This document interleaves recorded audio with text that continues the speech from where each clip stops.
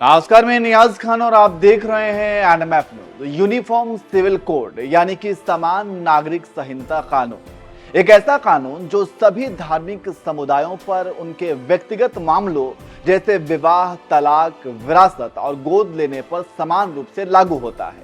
और इसी कानून को लेकर राजनीतिक पार्टियों में विरोधाभास देखा जाता है।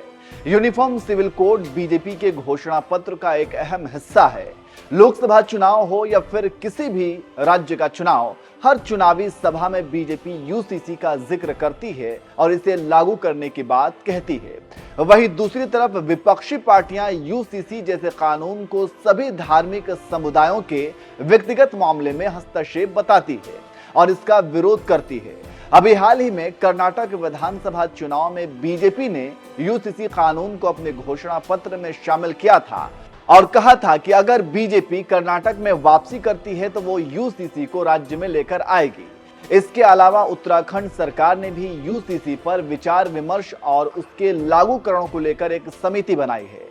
कुल मिलाकर यूसीसी का मुद्दा एक बार फिर से गरमाया हुआ है और अब ऐसी अटकलें हैं कि लोकसभा चुनाव 2024 से पहले ही केंद्र की मोदी सरकार इसे अमली जामा पहना देगी। केंद्रीय कानून मंत्री अर्जुन राम मेघवाल ने यूसीसी को लेकर दो टूक प्रतिक्रिया दी है। एक न्यूज चैनल के साथ इंटरव्यू में केंद्रीय कानून मंत्री ने कहा, लॉ कमीशन ऑफ इंडिया की रिपोर्ट आने के बाद सभी हितधारकों से बात की जाएगी। जनता की भावना जानने के बाद इस पर फैसला लिया जाएगा। पहले रिपोर्ट आएगी, फिर कंसल्टेशन होगा, इसके बाद मामला कैबिनेट में जाएगा। एक व्यक्ति इस पर फैसला नहीं करेगा। यूनिफॉर्म सिविल कोड पर लॉ कमीशन ऑफ इंडिया ने अलग अलग हितधारकों से सलाह मांगी है। इसके बाद से ही अटकलें तेज हैं कि सरकार इसे अगले लोकसभा चुनाव से पहले लागू करने का मन बना चुकी है। इसी बीच कानून मंत्री ने बोला कि इस मामले में सरकार की राय स्पष्ट है। लॉ कमीशन ऑफ इंडिया की रिपोर्ट आने के बाद इस पर चर्चा को आगे ले जाया जाएगा। सलाह मशविरा के बाद मामला कैबिनेट में जाएगा। कोई एक शख्स इस बारे में फैसला नहीं लेगा। इसके अलावा केंद्रीय मंत्री राजनाथ सिंह ने भी यूसीसी को लेकर कुछ दिन पहले विपक्षी पार्टियों पर राजनीति करने का आरोप लगाया था। उन्होंने कहा था कि यूसीसी पर हव्वा खड़ा किया जा रहा है वोट बैंक की राजनीति के लिए। सुनिए राजनाथ सिंह ने क्या कुछ कहा था। पहली बात तो मैं बताना चाहता हूं, यूनिफॉर्म सिविल कोड को लेकर विवाद क्यों हो रहा है? क्या भारत के संविधान के डायरेक्टिव प्रिंसिपल में नहीं है? नीति निर्देशक सिद्धांतों में नहीं है? क्यों बहस हो रही कि क्यों इस पर विवाद खड़ा किया जा रहा है? लेकिन मुझे खुशी है कि अल्पसंख्यक समुदाय के भी बहुत सारे लोग कह रहे हैं कि भाई हम इस पर कोई एग्रेसिव पोस्चर एडॉप्ट नहीं करेंगे, आक्रामक रूप अख्तियार नहीं करेंगे। कुछ ऐसे लोग भी हैं।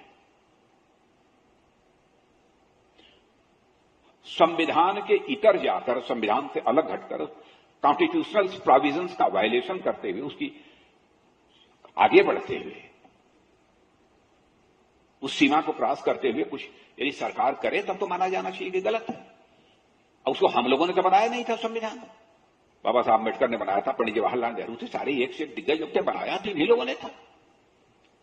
और क्या गोवा में common civil code, uniform civil code नहीं है? क्यों आपत्ति हो रही है? क्या मध्य प्रदेश में यूनिफॉर्म सिविल कोड नहीं है? क्यों आपत्ति हो रही है? हवा खड़ा किया जा रहा है, वोट बैंक की पॉलिटिक्स, वोट हासिल करने की राजनीति। और बहनों भाइयों, यह ईमानदारी का तकाजा है। राजनीति यदि की जानी चाहिए, और मैं विरोध पक्ष से भी कहना चाहता हूं, राजनीति यदि की जानी चाहिए तो केवल सरकार बनाने के लिए राजनीति नहीं की जानी चाहिए। राजनीति यदि की जानी चाहिए तो समाज बनाने के लिए राजनीति की जानी चाहिए, देश बनाने के लिए राजनीति की जानी चाहिए।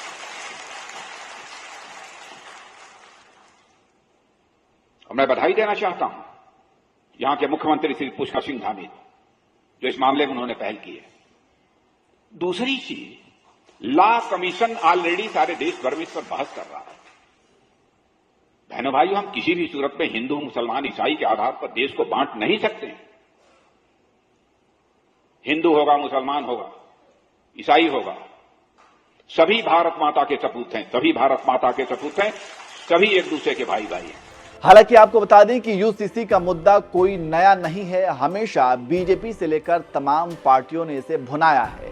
बीजेपी ने इस मुद्दे के समर्थन में तो विपक्षी पार्टियों ने इसका विरोध करके हर चुनाव से पहले इस पर राजनीति की है, लेकिन इस बार लोकसभा चुनाव 2024 से पहले माना जा रहा है कि यूसीसी को लागू करने के लिए बीजेपी ने पूरा मन बना लिया है। वहीं दूसरी तरफ आपने ये भी देखा कि पटना में महागठबंधन का ऐलान किया गया और सभी विपक्षी पार्टियों ने बीजेपी के खिलाफ हुंकार भरी है। अब देखना होगा बीजेपी का एक दांव यूसीसी सभी विपक्षियों पर भारी पड़ता है या फिर महागठबंधन से बीजेपी को नुकसान पहुंचता है। वैसे आपको क्या लगता है, आप यूसीसी के बारे में क्या जानते हैं और क्या यूसीसी देश भर में लागू होना चाहिए? कमेंट करके अपनी राय जरूर दीजिए।